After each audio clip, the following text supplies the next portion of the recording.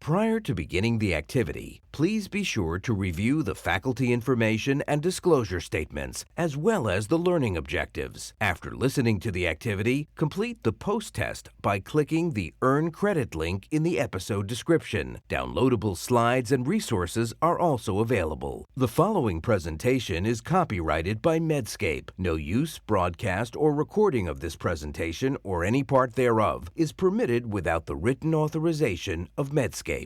The following presentation is part of a certified educational activity provided by Medscape Education and supported by an independent educational grant from Boehringer Ingelheim Pharmaceuticals, Inc. This program is presented by Medscape Education Global. My name is Carl Leroux. I'm a clinician scientist that work at University College Dublin.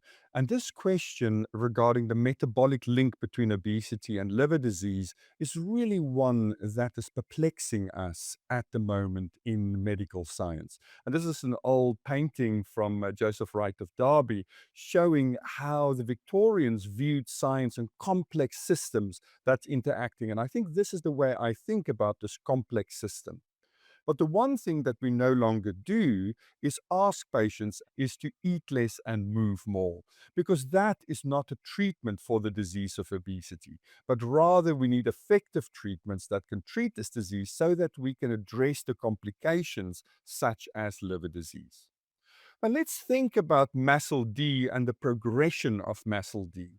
And it's really when we understand this time course that we are also able to appreciate, how this disease can be addressed at different stages. So first of all, patients who start with less than 5% of fat in the liver, we would consider that as normal. But then it increases with more than 5% of fat in the hepatocytes. But it's when we actually have the steatosis together with the inflammation, together with the fibrosis, that is when we have MASH. And of course, our concern then is that that will progress further to cirrhosis. And once we have cirrhosis, we are really looking at patients with significant morbidity and mortality, even progressing to hepatocellular carcinoma. So we can intervene at any of these stages. And if we can do that effectively, we could really make a difference for our patients. So if we think about MASLD as an umbrella term, more than 30% of adults in the world are currently affected. And of course, this is not only associated with problems with liver health, but we are also seeing the impact on cardiovascular disease, on chronic kidney disease, and various cancers. So we think about, MASLD as one of the most important components in the so-called cardio, kidney, metabolic disease profiles. And that metabolic really refers to patients also who have MASLD. Now, this has an enormous financial impact. And if we just look at the US, we could see that liver transplantation is driving a lot of this cost.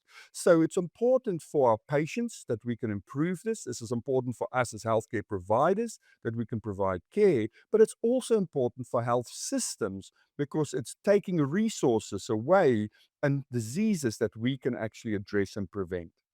So which are these high-risk groups that can develop MASH? And it's really thinking about those patients with prediabetes or diabetes. That's again one of those M's in the cardio-kidney metabolic disease, those M's that run together with obesity, as well as with liver disease and diabetes. But also think about those patients who have obesity and those who have more than one cardiometabolic risk factor, because they are identifying themselves as somebody that we need to go and look in the liver. And that's why we talk about this concept about see obesity, think liver. And of course, those patients who do have steatosis on imaging, those are patients that's a front and center of our mind. So these are the three big risk groups that we need to consider when we treat. Now, what happens if we think about those?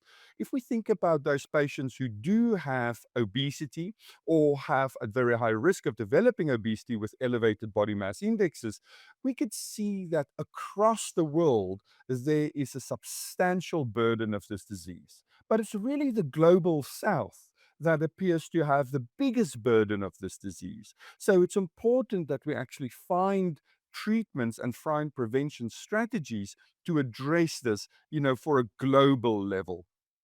Now, what about the etiology and understanding the mechanism? So let's just think about subcutaneous adiposity and visceral adiposity as two different systems. And when we think about visceral adiposity and we just think about the drainage, we could see that most of the visceral adipose tissue drains directly into the liver. And it's then when we have excess of visceral adipose tissue that we have this insulin resistance that drives a lot of this unrestrained lipolysis during the postprandial period.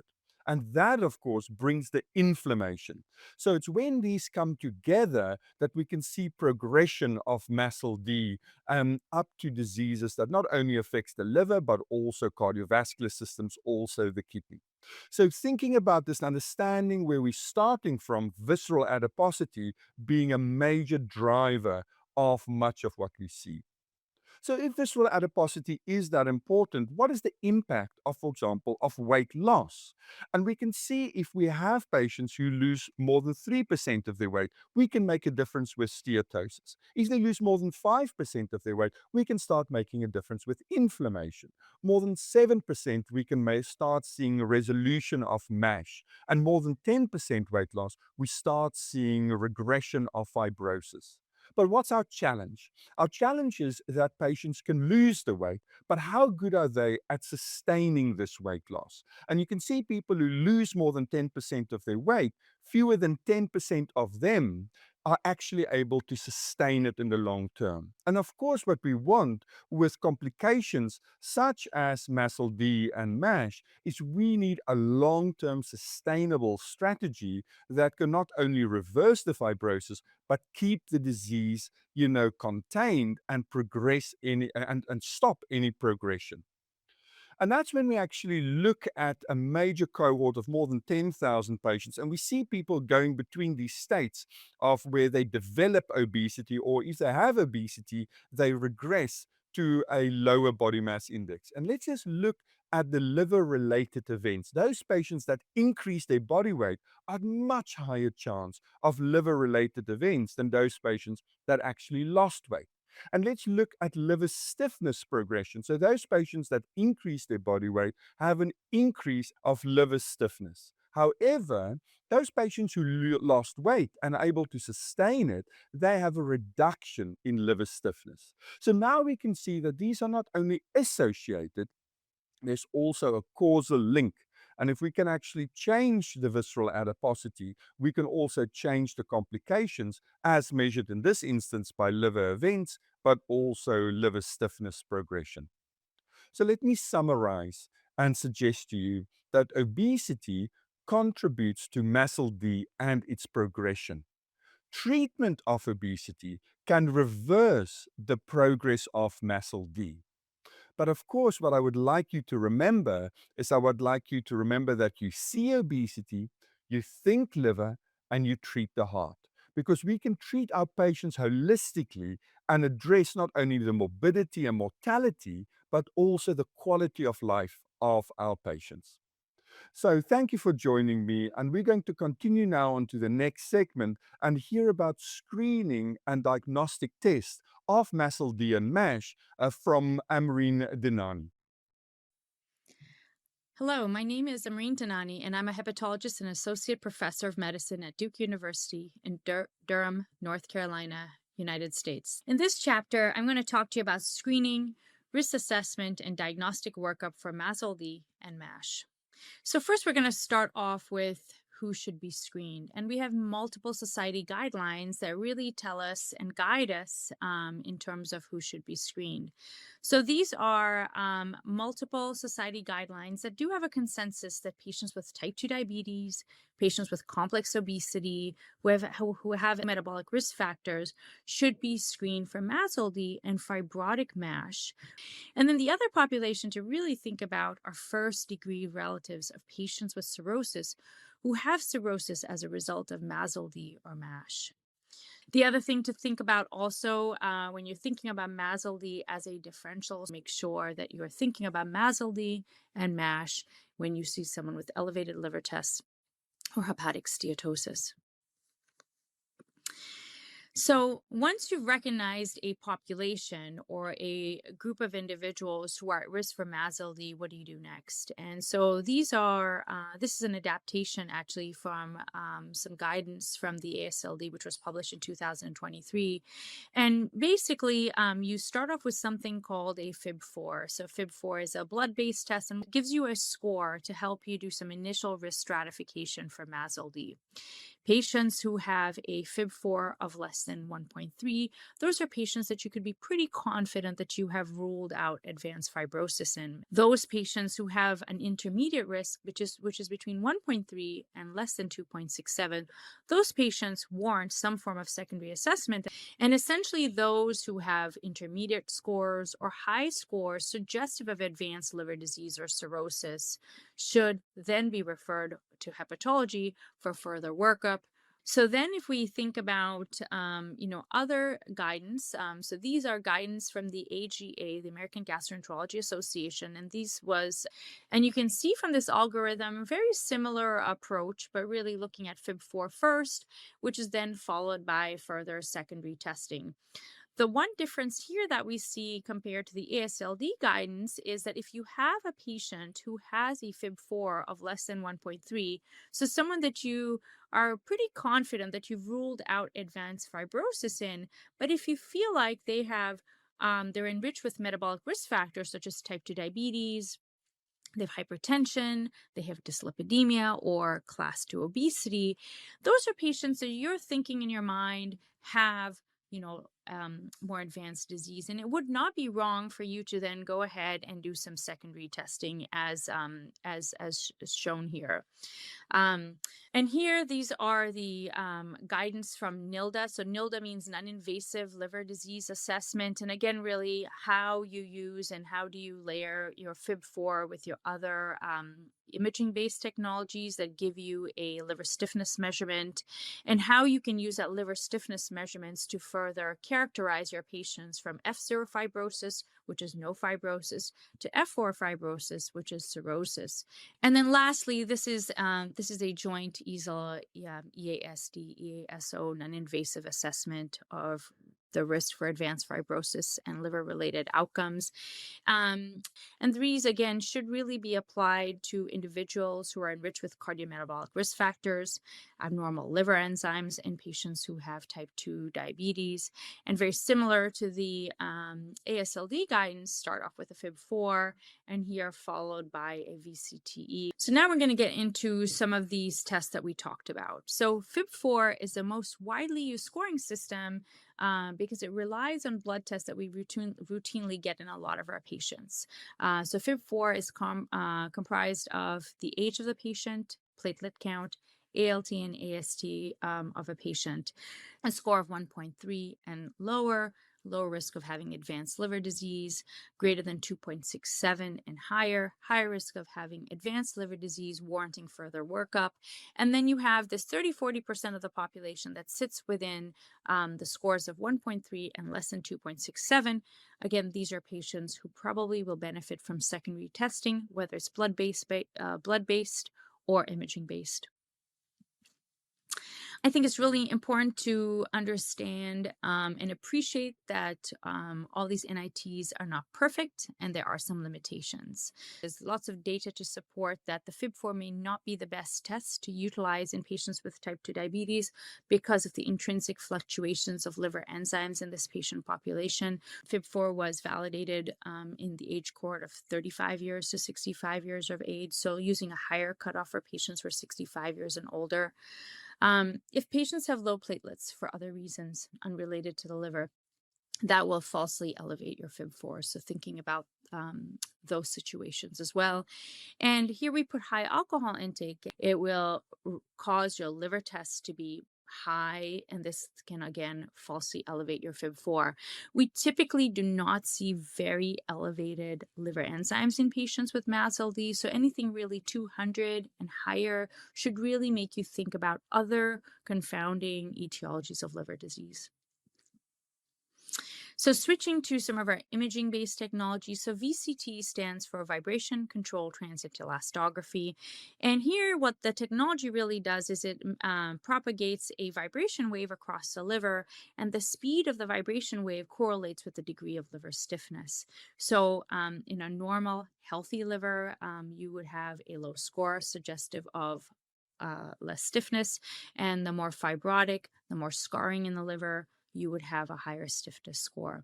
And this can range anywhere between 2.5 to 75 kilopascals. The other feature of a vibration-controlled elastography and other transient elastography technologies is that it can also give you some information about the degree of hepatic steatosis, which is characterized by the CAP score. And pathological fat, like I mentioned to you, was 5% of hepatic steatosis and higher, and that would correlate with a CAP score of 275 and higher. Here, low attenuation suggesting of no steatosis, you'll have a low CAP score, and high attenuation, so really stiff liver because of all the fat that's depositing in the liver, would be correlate with elevated steatosis, so high CAP scores. Next, we're going to move on to ELF test. And what it does is it measures different components of the collagen matrix. And a score of 9.8 and higher has been shown and demonstrated to correlate with advanced fibrosis, but furthermore, risk of disease progression and predictive of liver outcomes. So this is also another test that could be incorporated as a second line testing after FIB4 to further stratify your patients. And these are tools that are not relying on imaging-based technology and can be integrated into your healthcare systems and labs. Next, we're going to switch to MRI PDFF. So this measures the steatosis component of a liver fat, and then the MR elastography, which measures the degree of liver stiffness, which correlates to liver fibrosis.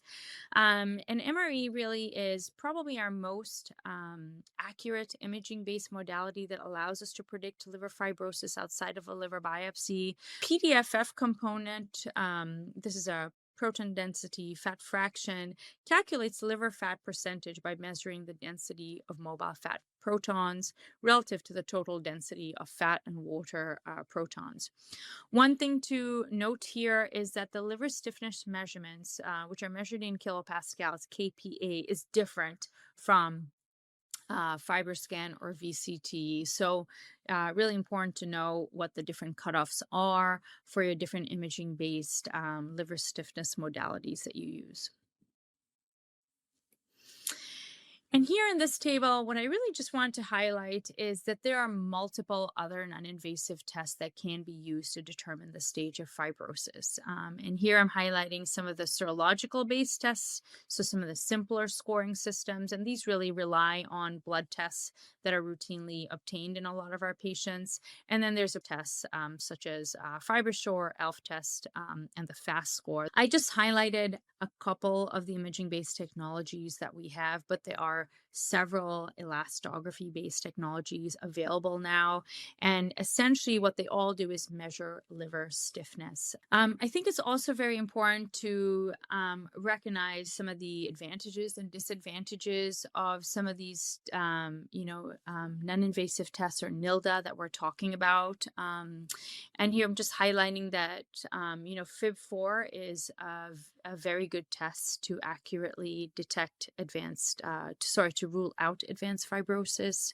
The ELF test, for instance, is a proprietary test, so there might be a cost associated with this versus the FIB4, which is low in cost because those are using blood tests that are routinely obtained.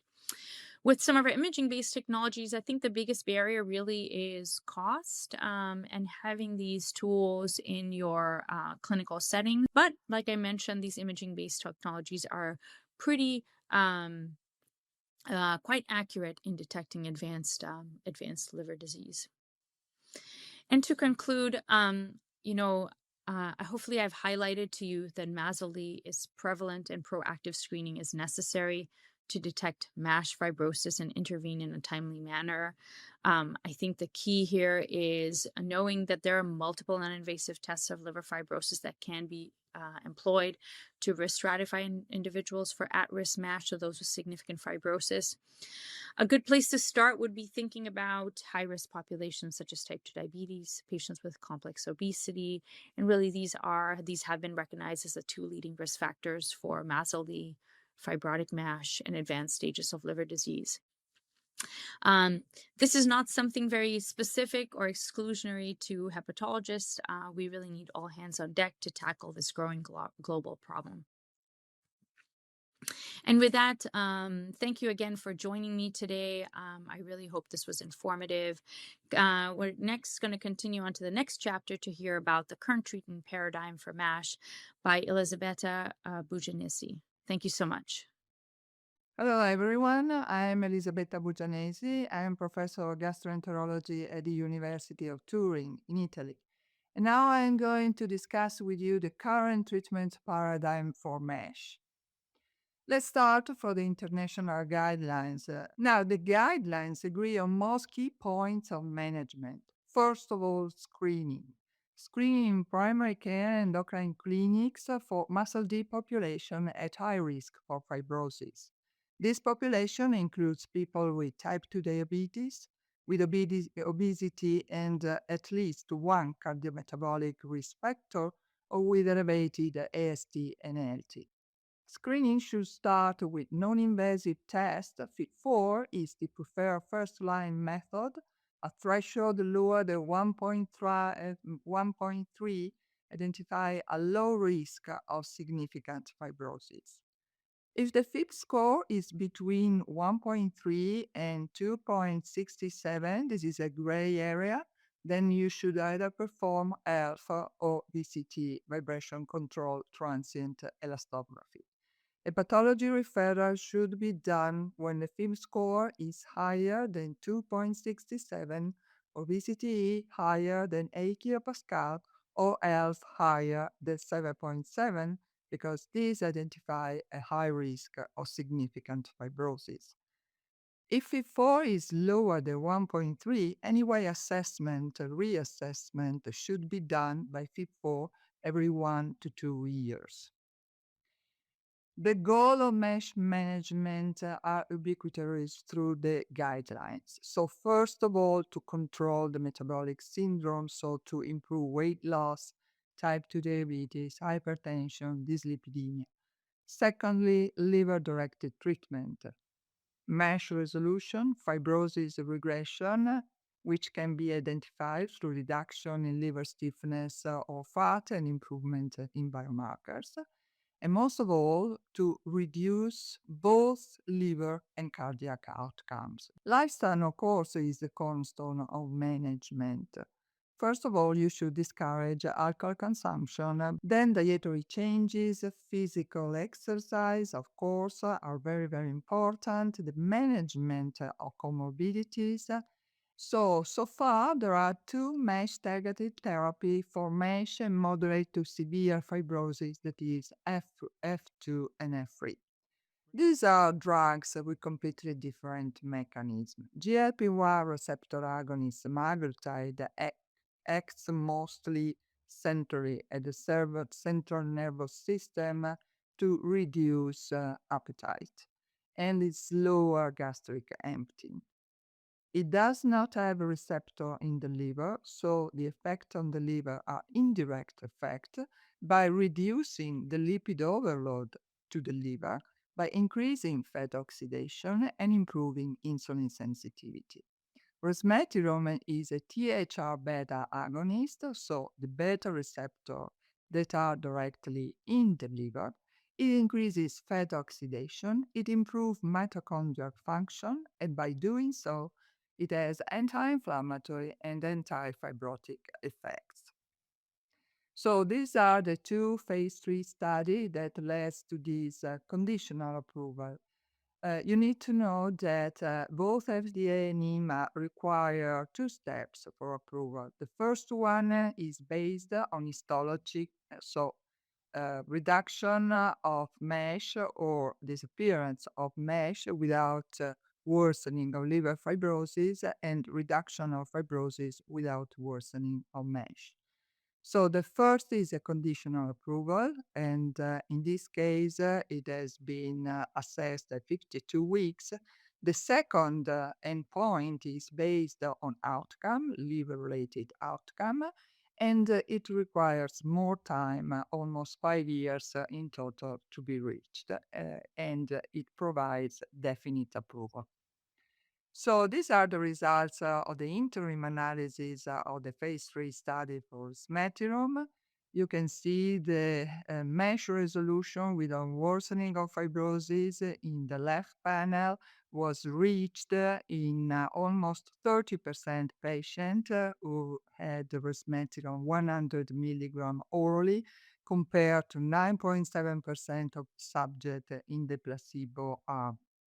Fibrosis improvement by at least one stage was reached in 26% of patients who had 100 milligram a day of resmetirom, compared to 14.2 in placebo. Resmetirom is a quite safe drug. Common adverse effects are diarrhea, constipation, nausea, vomiting, but these usually disappear along with the treatment. Then we have the ESSENCE Part 1 study, where patients were given semaglutide 2.4 milligram once a week, compared to placebo. Now, again, here we have two parts. Part 1 is for the histological endpoint, and Part 2 is for the outcome, and we require more time. This is the interim analysis of the first part, so the histological endpoint. The resolution of steatohepatitis with no worsening of liver fibrosis was reached in up to 63% of patients treated by semaglutide, compared to 34% in placebo, and improvement in liver fibrosis was reached in up to 37% of patients treated by semaglutide, compared to 22% in the placebo arm. You all know the side effects of semaglutide, so mostly, again, nausea, diarrhea, constipation, vomiting, and disease, the reason why the dosage is escalated. Now, these are the European guidelines. They need to be updated because they still provide just resmetirom as a MASH-targeted therapy, while we know that there is also semaglutide. But what I want to focus on is the preferred pharmacological option for 3D comorbidities, which is very important. For type 2 diabetes, first-line GLP-1 receptor agonist and coagonists, but also SGL2 inhibitors, less preferably metformin and insulin, just in case of decompensated cirrhosis. Please use statins for dyslipidemia, they are not harmful. And for obesity, of course, they advise on the use of GLP-1 receptor agonist and coagonist, and bariatric intervention with a special caution in case of cirrhosis. Now, this is the ASLD 2024 guideline updates for the selection of patients for resmetirom. The drug has not been approved for cirrhosis, so all those non-invasive tests that suggest the presence of cirrhosis leads to exclusion of the patient. The use of resmetirom is otherwise recommended in subjects with liver stiffness measurement between 8 and 15 kilopascal, or MR elastography stiffness between 3.1 and 4.4 kilopascal, or liver histology, of course, hopefully in a minority of patients. It may be used in subjects who fall in the interval between the recommended and not recommended. So those with an LSM by VCTE higher than 15 but lower than 20, for example. But this is based on single physician judgment. Before treatment initiation, we need to assess the full hepatic function panel, the thyroid panel, the lipid profile, and of course, we need to assess all the non-invasive measurement of liver stiffness.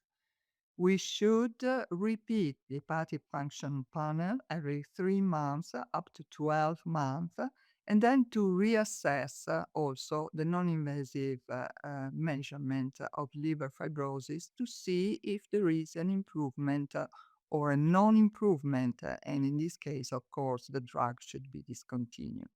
A treatment response is usually assessed by MRI-PDFF, so liver fat fraction, which can be reduced by 5% as absolute or more than 30% as a relative reduction compared to the baseline measurement. Or LTNST reduction higher than 70 units per liter that predicts histological response, or alpha reduction by 0.5 from baseline, or liver stiffness measurement that decreased by 25 to 35 to 30 from baseline. Selection of patients for semaglutide is based on non-invasive tests and is quite similar to the smetirol. So it is recommended for patient who has a liver stiffness measurement between 8 and 15 kilopascal by VCTE or 3.1 and 4.4 by MRE. ELF between 9.2 and 10.5 liver histology mesh with F2 and F3. Again, it is not recommended for people with cirrhosis or people with VCTE higher than 20 kilopascal, MRE higher than 5, ELF score higher than 11.3, but again, it is based on a single physician judgment for people with VCT liver stiffness measurement in the intermediate range, so between 15 and 20, or MRE between 4.4 and 5, or ELF between 10.5 and 11.3. How to monitor patients? First of all, response assessment should be done at 72 weeks, again according to the same criteria that I showed you before. Decrease in VCT, LSM, in MRI, PDFF, in ALT, and in ELF score, in ELF assessment. If they will have this reduction, there is a beneficial response, so we should continue semaglutide. If the benefit is uncertain, we should reevaluate the strategy. If there is a worsening of this non-invasive test, we should stop semaglutide. Of course, before initiation treatment, on treatment monitoring, and at the end of 72 weeks, we should perform safety and efficacy assessment. Safety assessment, we should exclude patients with active suicidal thoughts. We should evaluate for thyroid nodules and consider retinal exam in patients with type 2 diabetes who had not retinal exam before. During treatment, of course, we should take care of nausea, vomiting, diarrhea, abdominal pain, particularly because abdominal pain can be an indirect sign for symptomatic gallstone disease, which may be, and pancreatitis also can be a side effect of this drug.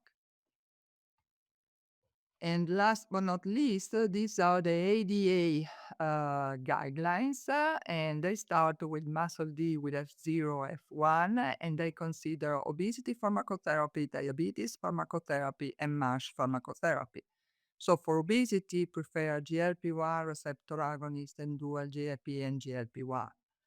For diabetes pharmacotherapy, GLP-1 receptor agonist, dual GLP-1, pioglitazone, SGL2 inhibitors, while it is not indicated in MASH pharmacotherapy. For MASLD with F2 and F3, so at-risk MASH, again, same obesity pharmacotherapy. For diabetes pharmacotherapy, GLP-1 receptor agonist, dual GLP-1, and pioglitazone. For MASH pharmacotherapy, either resmetirom or GLP-1 receptor agonist, in this case, just semaglutide. For compensated cirrhosis, obesity treat as with F2 and F3, but with caution. The same for diabetes. Avoid MASH pharmacotherapy. For decompensated cirrhosis, avoid obesity pharmacotherapy and MASH pharmacotherapy, and only use insulin for diabetes pharmacotherapy. So in the end, this is my take-home message. Screen at risk population, stage possibly by non-invasive tests, and treat. And there are numerous agents in the pipeline. And we will continue into the next chapter to hear about emerging therapy to address MASH from Philip Newsom. Thank you for joining me today.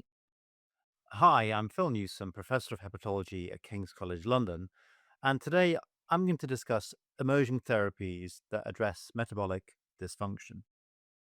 There are a range of exciting new therapies, such as incretins, PPAR agonists, FGF21 analogs, and I'm going to cover some of those and the rationale for using these in the targeting of inflammation in the setting of MASLD. So let's get started with the incretin mimetics. First of all, and as you can see, there are a number of different agents in this category. We have GLP-1 or glucagon-like peptide 1 analogs, which have for a long time been used in the treatment of patients and people with diabetes. We know they suppress appetite centrally, as well as improving insulin sensitivity, hence their use in diabetes. Alongside that, we now see the development of new therapies such as glucagon in conjunction with GLP-1, which provides both additional effects in terms of appetite, but also an effect on fat clearance, which may be helpful in the treatment of people with MASLD. And then finally, we have GIP, which is another peptide which has an important effect, again, in improving fat adipose tissue dysfunction, as well as also improving appetite and therefore reducing weight. So why don't we move on to some of the data which I think really demonstrate the value of the GLP-1 receptor agonist. And this is semaglutide, a long-acting GLP-1 analog, which is administered weekly subcutaneously. And these are data from the phase 3 Essence trial, which is ongoing. This was the interim analysis, which is a regulatory standard, and it demonstrated for the first time both an improvement in clearance of steatohepatitis, known as resolution of MASH, as well as an improvement in liver fibrosis. And that latter bit was really novel. So really exciting. So we know the benefits of weight loss, but in addition to that, a beneficial effect also on the liver. So now coming on to tirzepatide, this is the combination of a GLP-1 with GIP. And what's really striking here is your high levels of weight loss. And again, you can see here on the left-hand side, improvements in liver injury by way of steatohepatitis, and also on the right-hand side, improvements in liver fibrosis. So again, hitting both of those endpoints really quite persuasively. These were phase 2 data, and the phase 3 trial is ongoing as we speak. One of the other class of drugs is combining GLP-1s with a glucagon agonist. So survodutide is that particular agent, and there are several others. Again, this is a large trial, so it's 48 weeks in duration. And what you can see in the panel here is improvements again in liver injury, such as steatohepatitis. So again, really exciting. So we can see, all these sort of three combinations are demonstrating benefits on the liver as well as the benefits we know in weight. So one of the challenges with incretins is we know that some patients can get problems with nausea, vomiting, constipation, a range of GI symptoms, and that can result in people discontinuing them. I think one of the key things here is that proper education we know can reduce not just the level of the side effects, but also it gives patients something that they know they can predict and something that they can deal with. And often, slower up titration is important in achieving that. So let's come on to peroxisome proliferator receptor agonists, so the PPARs as they are known, and there's a huge number of different therapies, but one that's quite exciting is lanifibranor. I think the key thing with this one is that it acts on several different receptors and therefore gives you that sort of broader benefit, targeting not just the fat and the inflammation, but also liver fibrosis. So this was published again in a nice paper in the New England Journal, a phase 2 clinical trial, demonstrating this benefit not just on liver inflammation, but also in fibrosis. So the great news is that's in phase 3, and we should see those data sometime over the course of the next year. So really quite exciting times with this class of treatments. In terms of side effects, again, we know that you can get side effects with this. Usually speaking, quite well tolerated. We do see some weight gain with this class of therapy, often a bit of sort of peripheral edema, but really positive benefits on cardiovascular signals as well. So let's come on to FGF21 or fibroblast growth factor 21 analogs. These are sort of complex entities. They act across a range of different receptors, but broadly speaking, have a very beneficial metabolic profile and potentially also have effects directly on liver fibrosis. And this diagram gives you a kind of sense of the kind of range of different mechanistic benefits of this class of treatments. So if we look at one of those treatments, efruxifermin, what we can see here in this kind of range of data plots is, again, beneficial effects, not just on liver inflammation, but also in liver fibrosis, which we know, sadly, is the driver of poor outcomes in people with this condition. So it's great that we're seeing the efficacy. I think the other thing that's interesting with this therapy is that we know that as you treat for longer, so as you treat from 24 weeks up to 96 weeks, you start to see an augmentation of the beneficial effects, which really, adds confidence that this over longer treatment will demonstrate, a more potent effect. And there are different drugs. This is pegozafermin, so a pegylated version of that. And again, it's the same message, improvements in both inflammation and fibrosis. So one of the questions that often comes up is, well, should we use these treatments in combination? Well, I think the answer to that is that, on the one hand, as you can see in this kind of slide, as you combine them, you might get greater efficacy. One drug might improve the effectiveness of another. So you get a sort of synergy here, not just 1+1 is 2, but 1+1 is 3. And you can theoretically think about how you combine drugs which target inflammation with drugs that target fibrosis. So you get that sort of synergistic effect on both those parameters.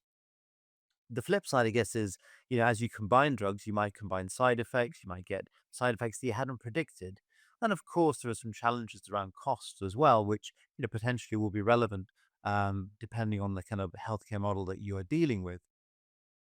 And I guess one of the criticisms in general of drug therapies and combinations is that, if we focus too much on drug therapies, that sort of takes away from the impetus to look at encouraging people to have lifestyle changes and also regulatory changes around the built environment that we live in.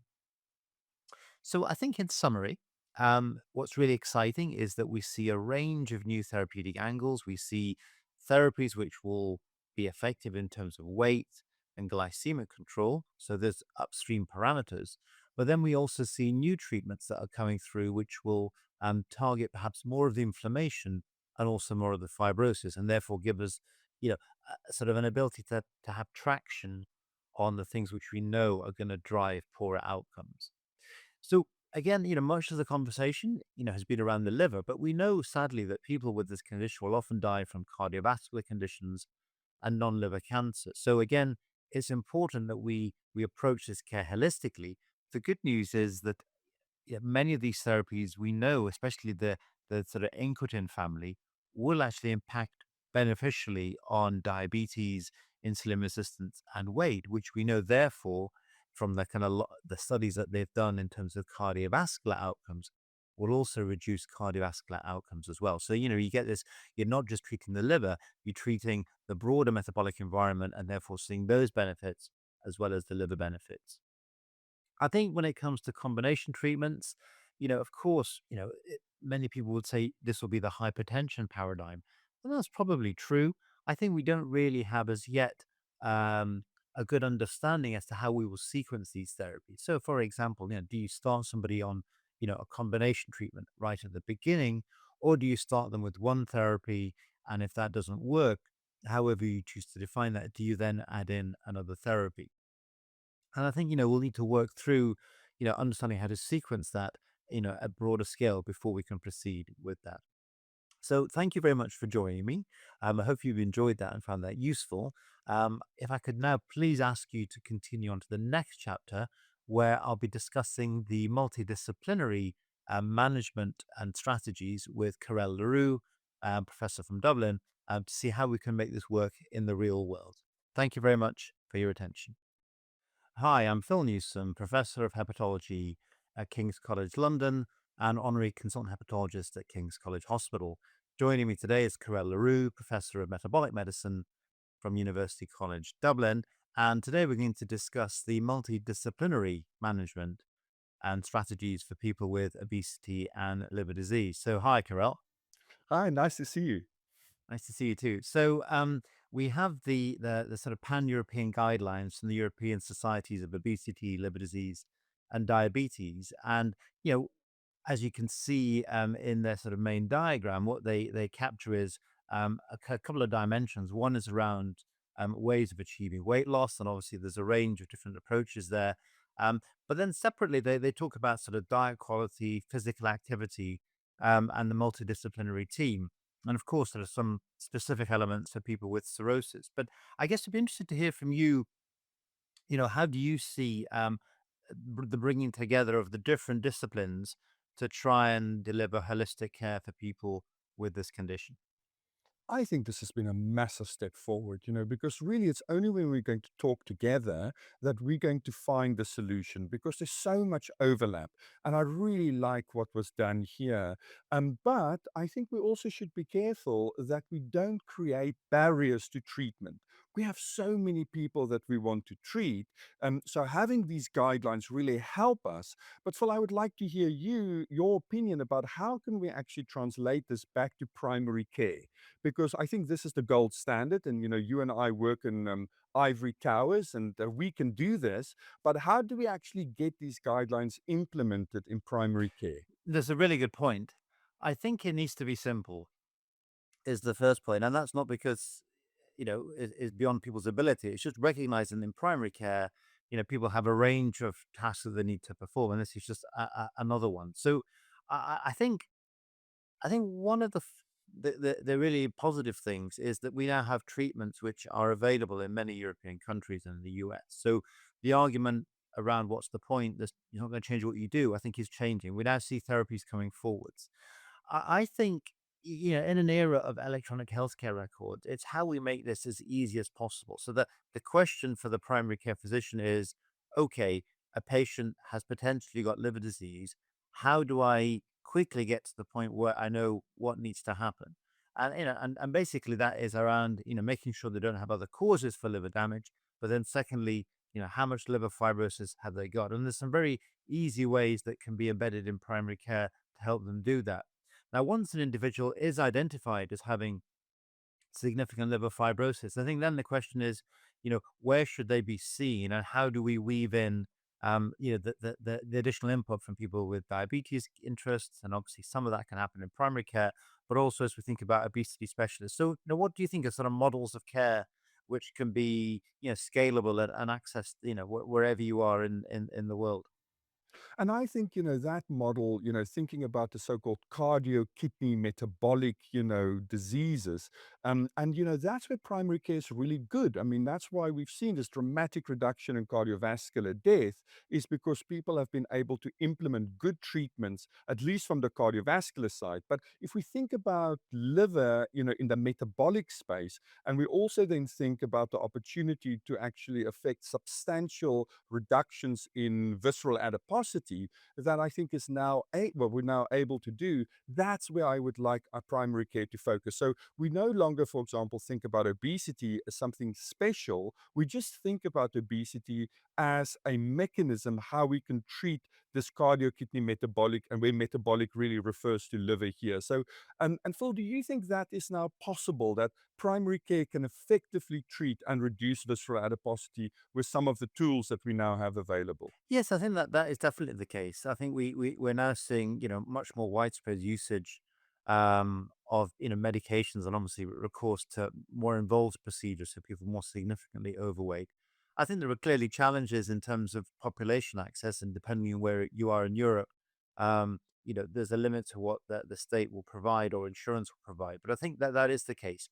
I think one of the key things for some of the weight loss therapies is also an education element, which is we know that these therapies are effective, but we know they have side effects. And I think people are far more likely to carry on taking these medications and get the benefits from them if they are properly spoken to beforehand, so they understand what the side effects are, how to deal with them, so that it doesn't come as a surprise.